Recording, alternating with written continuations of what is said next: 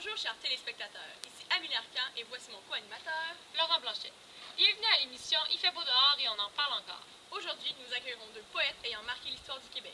Voici Marco Micone et Michel Lalonde. Il est si beau de vous entendre parler de Paradise Lost ou du profil gracieux et anonyme qui tremble dans les scènes de Shakespeare. Il est si beau de vous entendre parler de la romance du vin et de l'homme rapaillé.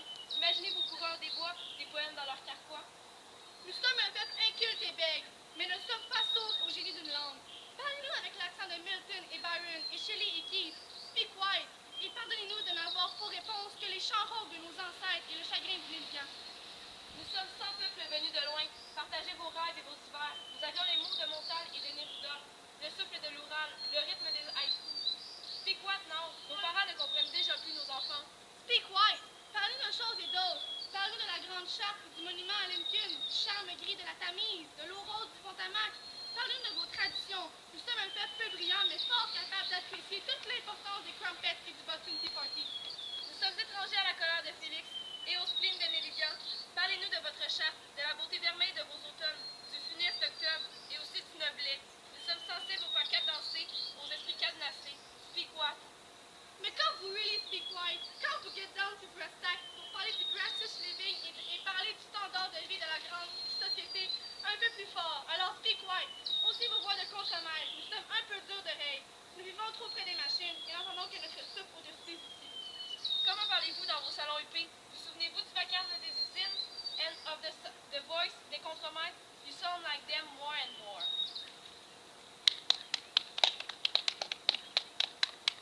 Alors, merci à vous pour cette entrée remarquable. Et bonjour, Madame Lalonde. Bonjour. Bonjour, Monsieur Micone. Bonjour. Donc, merci d'être venu. Tout d'abord, nous allons voir une petite biographie de chacun d'entre vous pour introduire vos personnalités. Michel Lalonde est une écrivaine, poète, dramaturge et essayiste québécoise, née à Montréal le 28 juillet 1937. Elle est titulaire d'une licence en philosophie à l'Université de Montréal. De 1976 à 1980, elle est professeure d'histoire de civilisation à l'École nationale de théâtre. Elle a collaboré activement à la revue Liberté et à quelques autres publications littéraires québécoises. Ses ouvrages se concentrent sur l'identité québécoise et sur la question linguistique et nationale. Marco Micone est un écrivain et dramaturge québécois d'origine italienne. Il est né en 1945 et est arrivé au Québec à l'âge de 13 ans. À son arrivée au pays, l'école Saint-André-l'Apôtre refuse l'inscription de lui et de son frère. Il voulait aller à l'école française, mais a dû aller à l'école anglaise. Il en garde un très mauvais souvenir. Il va ensuite étudier les littératures québécoises et françaises au collège Loyola et à sa maîtrise à l'université McGill. En 1989, il répond au poème Speak White avec son propre poème Speak What. Tout d'abord, Madame Lalonde, dans votre poème intitulé Speak White, vous êtes la première à évoquer l'inégalité envers les groupes minoritaires, tels qu'ils ne peuvent pas utiliser leur langue, le français, parce qu'ils sont sous l'emprise britannique. Oui, effectivement, moi, dans mon poème, je voulais parler des Canadiens français qui revendiquaient la justice, l'égalité, le respect, puis aussi le droit de s'épanouir et de vivre dans leur langue, qui est le français. Effectivement, les Canadiens français, ils s'ouvrent sur le monde. Alors, on envoie un message aux Anglais pour leur dire qu'ils sont prêts, qu'ils sont intéressés à en apprendre plus sur leur tradition, leur culture, leur mode de vie, mais que, par exemple, il n'est pas question qu'ils se soumettent à leur mode de vie à eux, puis qu'ils veulent garder leurs valeurs, parce que ça leur est sacré, en fait. Allons voir un extrait qui démontre bien ce que vous venez de nous expliquer. Parfait, on y va. Une vie de peuple concierge, mais pour rentrer chez nous le soir, à l'heure où le soleil s'en vient crever au-dessus des ruelles, mais pour vous dire oui, que le soleil se couche oui, chaque jour de nos vies à l'est de vos empires, rien ne vaut une langue à jurons, notre parlure pas très propre, tachée de cambouis et d'huile. À ce que je peux en comprendre, les Français n'ont pas de pouvoir. En fait, ils sont complètement soumis aux Britanniques. Pour eux, leur langue est vraiment importante, c'est la plus belle, la plus forte, qui leur est sacrée. Elle a traversé plein d'épreuves, puis c'est grâce à elle qu'on a construit notre beau pays.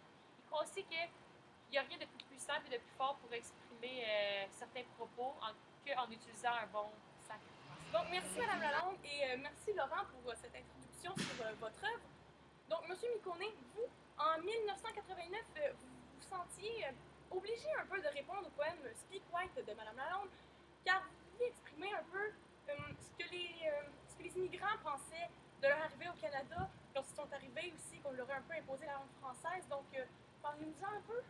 En effet, j'ai voulu exprimer dans mon œuvre le fait que les Canadiens français imposaient la langue aux immigrants. De ce fait, ils devaient abandonner leur langue maternelle. Je trouve que c'est un petit peu injuste parce que eux se sont battus pour pouvoir préserver leur langue et continuer à vivre en parlant français et avec leur culture. Et on dit aux Anglais d'arrêter d'essayer de les assimiler, on pourrait dire. Mais quand nous, on arrive au Québec, on est obligé d'apprendre leur langue et leur culture. Je trouvais ça un petit peu injuste. Puis je me suis dit qu'en voyant son débat envers les Anglais, je me suis dit, nous aussi, je crois qu'on a un peu la même position. Donc, en résumé, mon poème, il lutte contre l'intolérance linguistique et ethnique. Donc, allons voir un extrait qui démontre très bien votre opinion. Nous sommes sans peuple venus de loin, partagez vos rêves et vos hivers. Nous avions les mots de Montal et de Neruda, le souffle de l'Oural, le rythme de haïku. Speak what now, nos parents ne comprennent déjà plus nos enfants. Donc, cet extrait nous démontre, pardonnez-moi, très bien ce que vous disiez. En effet, lorsque les immigrants sont partis de leur pays pour venir au Québec, ils pensaient trouver une vie meilleure et des meilleures conditions. Mais lorsqu'ils sont arrivés, ils ont vu qu'on voulait leur imposer une nouvelle langue et qu'ils ne pouvaient pas vraiment faire part de leur culture et de leur langue aux Français.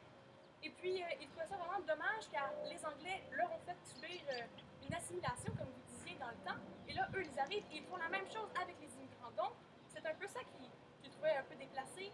Et comme ils disent si bien que les grands-parents ne reconnaissent plus ce que leurs enfants et leurs petits-enfants disent, c'est parce que justement, les immigrants sont soumis à la langue française, donc ils laissent de côté leur culture et leur belle langue qui viennent de leur pays.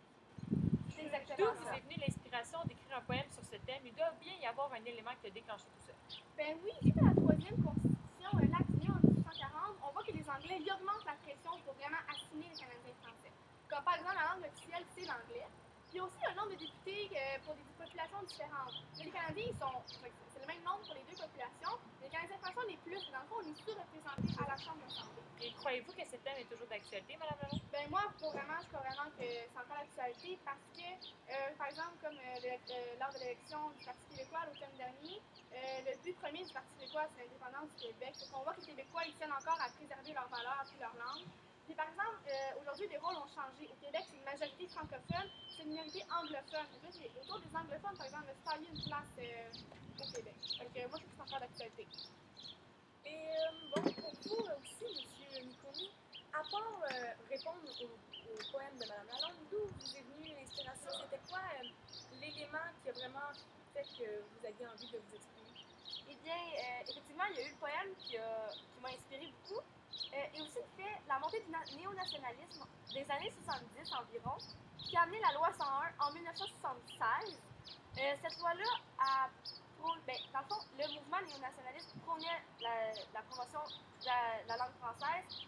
Et dans la loi 101, on dit que la langue française est la langue officielle du Québec et que la langue d'affichage de travail doit être le français.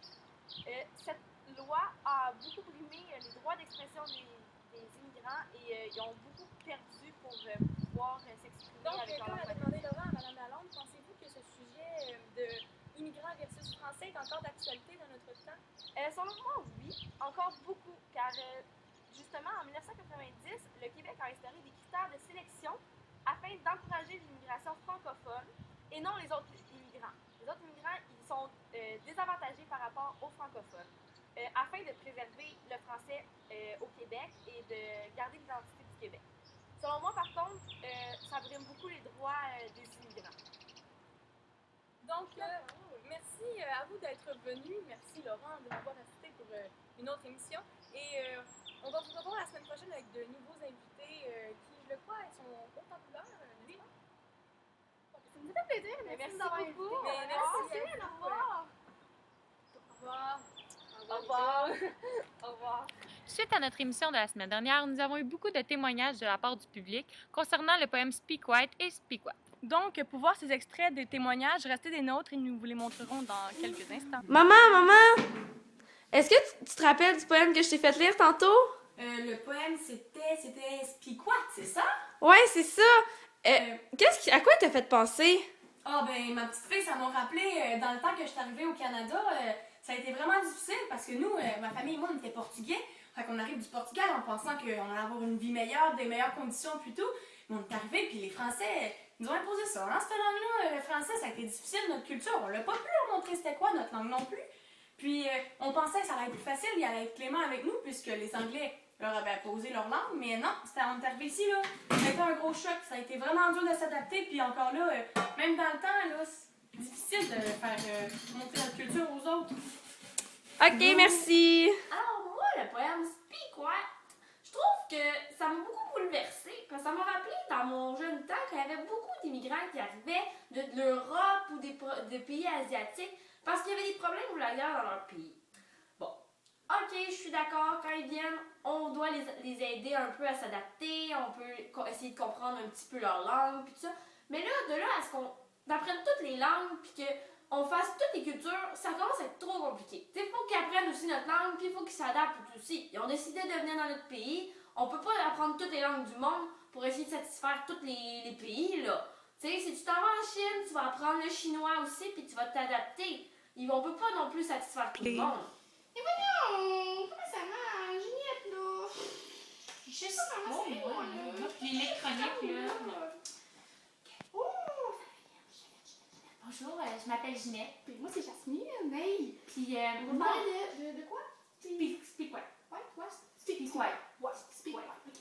Puis en fait, tu sais, les Anglais sont venus ici il y a plusieurs années, puis ils sont arrivés, puis ils voulaient qu'on commence à parler anglais. Mais tu sais, nous, on a toujours été éduqués dans le français, puis nos parents aussi, fait que... Notre langue maternelle. Tu Tu sais, là, tu te sais, Suzanne? Les contre Mike, là, c'était les Anglais. Ouais. Et les Anglais, là, ils arrivent ici, là, puis là, ils nous chicanaient, ils nous parlent anglais parce qu'on. Mais là, tu me dis, on comprenait pas ça, hey! Là, ils nous parlaient anglais, ils nous chicanaient qu'on comprenait pas.